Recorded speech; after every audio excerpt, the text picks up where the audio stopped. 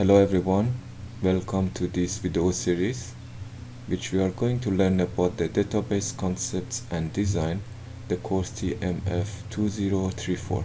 My name is Mohammed and I'm your lab demonstrator for this semester. In total we have 8 labs which we are going to learn about the MySQL databases, how can we run the web server in our local machine, how can we create database, delete database, create tables, execute queries and manipulate our database in our local machine. For this semester we are going to have a reference blog post which is a TMF2034 blogspot.com. As you can see here in this blog post we have total 8 sections, and for every lab we are going to cover one section.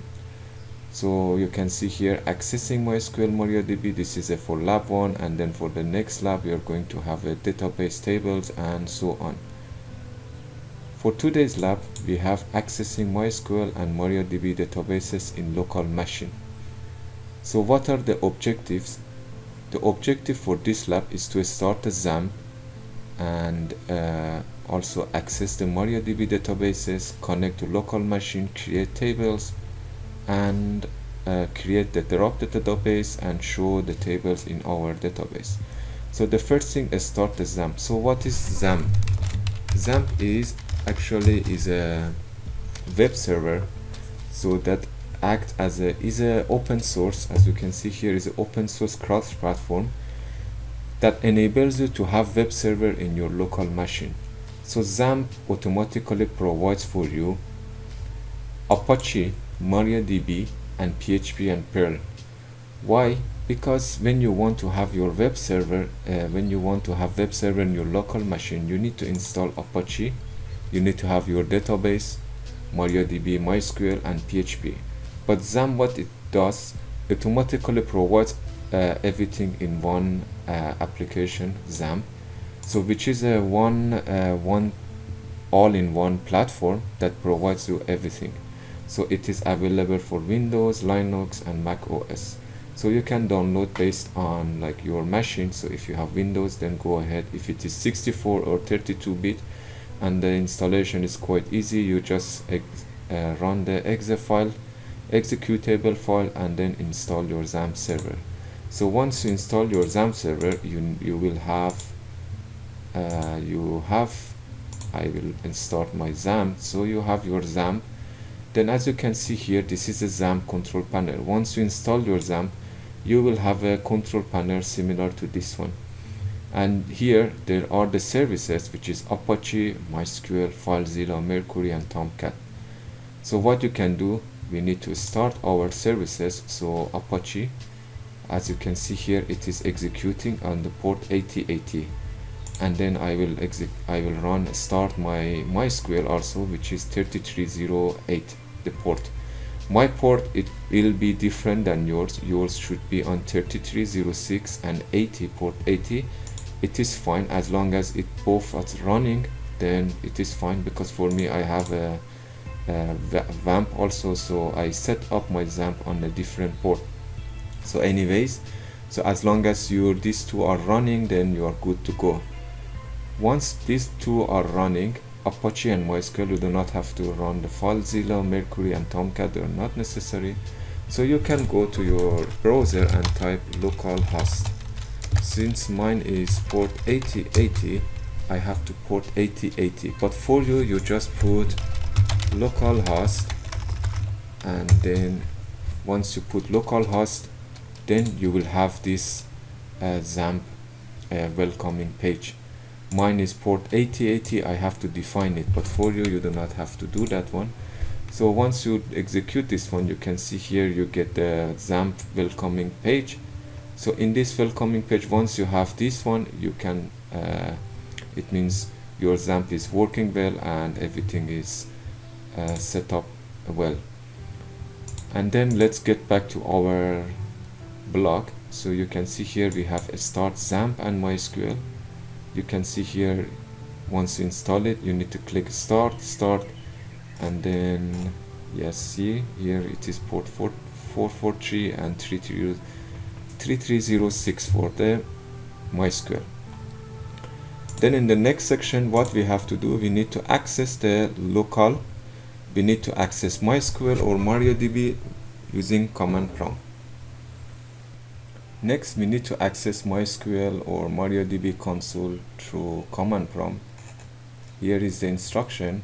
Let's do it. And then, okay, we open the XAMPP control panel. Here we click on the shell. So it will open the XAMPP shell for you. So here is a setting environment for the XAMPP for Windows, and then the installation folder is in the C XAMPP. So this is the location that you installed your XAMPP server. So next one, we need to access MySQL and then -u root -p. So what is this actually? When you install XAMPP, automatically XAMPP will install MySQL for your machine. And inside the XAMPP we have MySQL, and we want to access to MySQL using user root. This -u stands for user, and then the root is the username, and -p is for password. So, and then after that you need to enter your password. Automatically by default, when you install your XAMPP, it is the username is root, is the default user. If you already set up a new username, so then you have to put your username and then with your password. If not, then just leave it as root, and -p automatically is always root. And then for the password, no worries about it. When you install XAMPP server for the first time, there is no password and you just press enter. So when you press enter, automatically you will get the XAMPP. You enter to the MySQL command prompt. And here, as you can see here, we have a welcome to MariaDB, and then this is the version, server version, and the copyright. And then here we have MariaDB. So right now we access to MySQL. The next topic, we need to connect and show the MySQL. Let's see what we have here is a show databases. This is the -u username, okay. And then the next one is create drop database, and then the last one is table. So I will go all through once. So let me increase this one. So once we are here, we can write queries in our MySQL command. So here when you say show databases, it will, you have an error in your syntax. Okay, so we have to show databases. You can see here, you need to make sure that I forgot to add databases. So currently we have these databases in my machine. I have test, phpMyAdmin, and these are all the default one. I just created the test a while ago. So right now we can execute the queries. So if you want to know more about that, you can go to MySQL queries, or for example MySQL queries W3 schools. You can go here, and then we will also, through the semester, I will go to W3 school a lot. So we will learn most of these queries, and then you can, if you want to learn, you can see select all from customers, but you need to have table. So you can, like, if you want to go further, then just go ahead and then like check what we have, or maybe you can go to the lab 2 or 3. So these are the queries that this is the one reference that you can go. Here we have a databases currently we have. Then if you want to create a new database, you just simply say create database, and then for example we say TMF2034, and then this is like, you can also add DB, and then what will happen, query, okay, one row affected. Then if you, again, I will press arrow up and down, so it will give me the previous commands that I used. So when I say show databases, you can see here TMF2034, it is created. But what if you want to drop a database? I'll say drop database, and then you need to add the name of the database, TMF2034 DB. So the database will be deleted, and then when you, again, I put up key show databases, then it is gone. if you want to delete another database, drop database test, then my test database is also deleted. Then let's create again another database. Create database TMF2034 and DB. I will be using this for the 8 labs. Then here when I say show databases, you can see here TMF2034 is added. Then here we have something MariaDB none. Why does this is none? This none, it means that we have databases here, but we have not selected any of them to use. So what we need to do, we need to select one of these databases or any databases you want, and then write the query to that specific database. So in order to do that, we say use TMF2034 lab, TMF2034 DB, sorry.